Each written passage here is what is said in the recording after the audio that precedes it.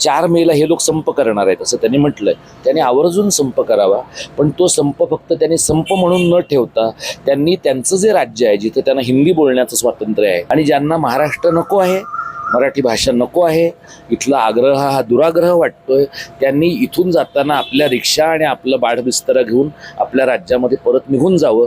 त्यांनी महाराष्ट्राची काळजी करण्याचं काही कारण नाही. त्यांना मराठी शिकवण्याची जबाबदारी आपली आहे का? सरकारने पैसे खर्च करून त्यांना का शिकवायचं? या राज्यामध्ये आल्यानंतर राज्यात 100 व्यवस्था, तुम्ही पैसे खर्च करा. तुम्ही इतर तुमच्या छठ पूजेसारख्या गोष्टींसाठी पैसे खर्च नाही का करत तुम्ही? सध्या राज्यभरामध्ये मराठी भाषेचा मुद्दा गाजत आहे आणि आता 1 मे रोजी महाराष्ट्र दिन आहे, कामगार दिन आहे. त्याच निमित्ताने पुण्यामध्ये मराठी अभ्यास केंद्राकडून कार्यक्रमाचं आयोजन करण्यात येणार आहे. खरं तर महाराष्ट्रातील मराठी भाषा आणि कामगार यांचं कुठेतरी अस्तित्व संपत चालल्याचं त्यांच्याकडून आरोप करण्यात येत आहे आणि त्याच निमित्ताने त्यांच्याकडून कार्यक्रम घेण्यात येणार आहेत. आता माझ्यासोबत मराठी अभ्यास केंद्राचे दीपक पवार सर आहेत. सर, काय सांगाल? तुम्ही अनेक कार्यक्रमांचं आयोजन करणार आहात पुण्यामध्ये का करणार आहात त्या संदर्भात? मुंबईमध्ये आणि महाराष्ट्राच्या वेगवेगळ्या जिल्ह्यांमध्ये आम्ही कार्यक्रम केलेले आहेत. पुण्यामध्ये मराठी कारण परिषद सुद्धा आम्ही घेतली.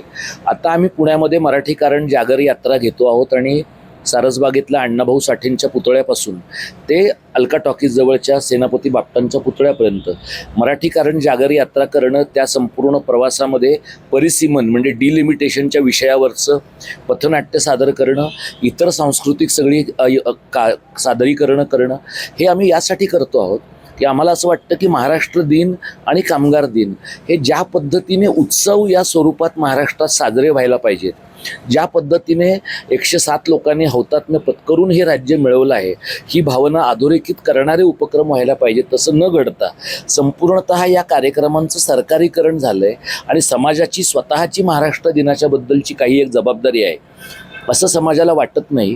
ते एक भान निर्माण होण्याचा प्रयत्न म्हणून आम्ही पुण्यात करतो. मुंबईच्या खालोखाल पुणे हे राज्यातलं महत्त्वाचं शहर आहे आणि मुंबई पुण्यामध्ये ज्या गोष्टी घडतात त्याचा एक स्पायरलिंग इफेक्ट, त्याचा एक परिणाम करणारा अशा प्रकारची गोष्ट महाराष्ट्रात ठिकठिकाणी घडते. त्यामुळे पुण्यामध्ये हे आम्ही करतो आणि मराठी अभ्यास केंद्रानं जरी पुढाकार घेतलेला असला तरी पुण्याच्या आणि पुणे शहराच्या परिसरातल्या किमान एक 30 संघटनांना सोबत घेऊन ही जागर यात्रा आम्ही काढतो. हा आमचा पहिला कार्यक्रम आहे. दुसरा जो कार्यक्रम आहे तो महाराष्ट्र रेल्वे परिषदेचा आहे. रेल्वेचा प्रश्न महाराष्ट्रामध्ये अत्यंत गंभीर झालेला आहे. म्हणजे पुण्यामध्ये महाराष्ट्राच्या इतर भागांमधनं येणाऱ्या ज्या सगळ्या गाड्या आहेत त्या हडपसरला थांबतात आणि बाहेरच्या राज्यांमधनं येणाऱ्या गाड्या पुण्यामध्ये थांबतात. मुंबई शहरापासून, पुणे शहरापासून देशाच्या इतर भागांमध्ये विशेषतः गायपट्ट्यात जाणाऱ्या ज्या सगळ्या गाड्या आहेत त्यांचं प्रमाण प्रचंड प्रमाणात वाढलेलं आहे. त्या गाड्यांच्या बोगीज वाढल्या आहेत, त्या गाड्यांमधले ACचे डबे वाढलेले आहेत, त्या गाड्यांची फ्रिक्वेन्सी वाढलेली आहे, त्या गाड्यांची संख्या वाढलेली आहे. हे सगळं चालू असताना महाराष्ट्राच्या वेगवेगळ्या रेल्वे मार्गांकडे मात्र दुर्लक्ष होतं.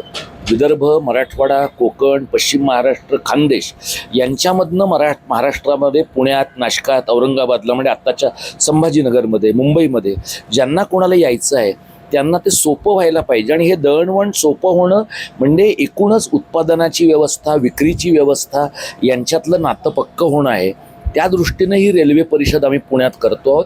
महाराष्ट्रातल्या राजकीय पक्षांच्या प्रतिनिधींना आम्ही बोलावतो आहोत. आम्ही प्रयत्न करतो आहोत काँग्रेसचे सतीश पाटील यांना बोलावण्याचा, यशोमती ठाकूर यांनाही बोलावण्याचा प्रयत्न करतो आहोत. शिवसेना पक्षाकडून अरविंद सावंत यांना बोलावण्याचा प्रयत्न करतो आहोत. CPI आणि CPM अजित नवले आणि कॉम्रेड राजन क्षीरसागर बोलणार आहेत.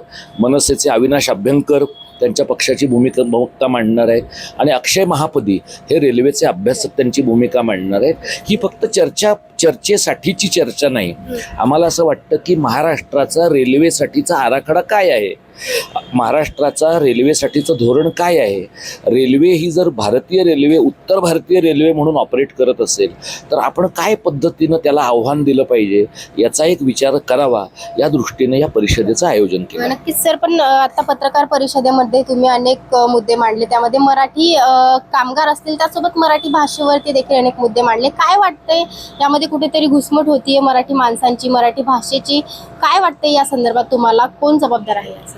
मराठी माणसांची घुसमट होते आहे याचं कारण परप्रांतीयांचं अनिर्बंध स्थलांतर महाराष्ट्रामध्ये होत आहे आणि अनेक ठिकाणी लोकांनी असं म्हटलेलं आहे की देशात लोकशाही आहे, कोणाला कुठेही जाण्याचा अधिकार आहे. घटना असं सांगते.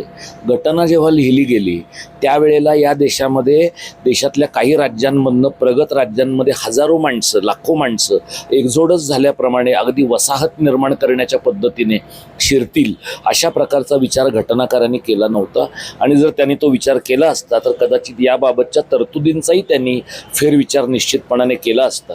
तेव्हा झाला नसेल तर आता तो फेरविचार करण्याची गरज आहे असं आम्हाला ठामपणाने वाटतं. मराठी भाषेची गळचेपी जी होते आहे ती म्हणजे शिक्षणाचं माध्यम म्हणून मराठी शाळांचं होणारं खच्चीकरण. जिथं अमराठी शाळा आहेत त्या शाळांमध्ये अजिबात मराठी न शिकवलं जाणं, उद्योग व्यवहारामध्ये मराठी टाळली जाणं, न्याय व्यवहारामध्ये जिल्हा पातळीच्या वर मराठीचा वापर न होणं, अशा पद्धतीनं भाषेचं नियोजन, भाषेचा विकास आणि त्याच्यासाठी पायाभूत सुविधा म्हणून मोठी तरतूद करणं हे घडत नाही आपल्याकडे. कोण जबाबदार आहे त्याला? याला जबाबदार जशी राज्यव्यवस्था आहे तसा समाजही आहे. कारण राज्यव्यवस्था सक्षम आहे पण समाज अक्षम आहे असं होत नाही. राज्यव्यवस्थेमध्ये भाषेच्या विकासाची जाणीव नाही, भाषेच्या नियोजनाची जाणीव नाही, त्यासाठीचा आग्रह, त्यासाठीची अर्जन्सी त्यांना जाणवत नाही. आणि समाज एक भाषिक समाज म्हणून जी आपली ओळख तयार व्हायला पाहिजे ती पुरेशी झाली नाही. ती होण्यासाठी आत्ताचे जे प्रादेशिक आपले मराठीवादी पक्ष आहेत आणि आत्ताचं जे आपलं प्रतिक्रियात्मक मराठी केंद्रीय राजकारण आहे त्याच्या पलीकडे जाऊन आपल्याला नवं मराठीकरण, महाराष्ट्र धर्मावर आधारित मराठीकरण जर उभं करता आलं तर मला वाटतं आपल्याला यश मिळण्याची काही एक शक्यता आहे. आता जो मुद्दा गाजतोय सर, टॅक्सी आणि रिक्षा चालकांना मराठी आलं पाहिजे, त्या मुद्द्यावरती तुम्हाला काय वाटतं? टॅक्सी आणि रिक्षा चालकांना मराठी आलं पाहिजे हा मुद्दा 2026मध्ये येतो. कारण टॅक्सी रिक्षावाले 30-40 वर्ष महाराष्ट्रात राहून मराठी शिकत नाहीत. जे महाराष्ट्रात राहून मराठी शिकत नाहीत आणि वर असं म्हणतात की इथं मराठी शिकण्याची काय गरज आहे, हिंदी तर आमची भाषा आहे, हिंदी तर सगळ्यांना कळते आणि आम्ही नसू इथे तर हे राज्य बंद पडेल. या बाबतीमधलं आमचं म्हणणं असं आहे की सरकारने मराठीचा आग्रह दाखवायला, मराठीची सक्ती दाखवण्यासाठी आधीच उशीर केलेला आहे. याच्यापेक्षा जास्त उशीर त्यांनी करता कामा नये. आणि 4 मेला हे लोक संप करणार आहेत असं त्यांनी म्हटलंय.